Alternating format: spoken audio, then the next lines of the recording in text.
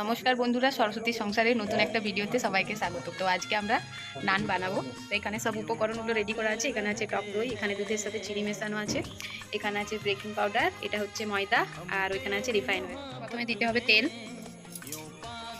তারপর 1 চিমটে মতো baking powder, তারপর যেটা দুধের সাথে চিনিটা যেটা মেশানো ছিল ওটা পুরোটা দিয়ে দিতে হবে।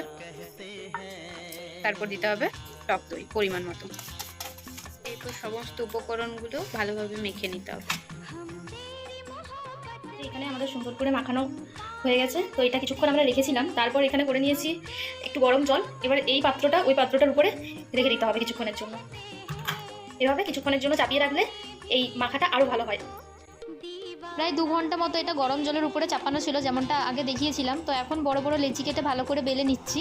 বেলা হয়ে গেলে নানগুলোকে ডুবন্ত তেলে ভেজে নিতে হবে। আর এইভাবে আমি কিন্তু ভেজেও নিচ্ছি। আর এইভাবে তৈরি হয়ে গেল আমাদের ছাকা নান।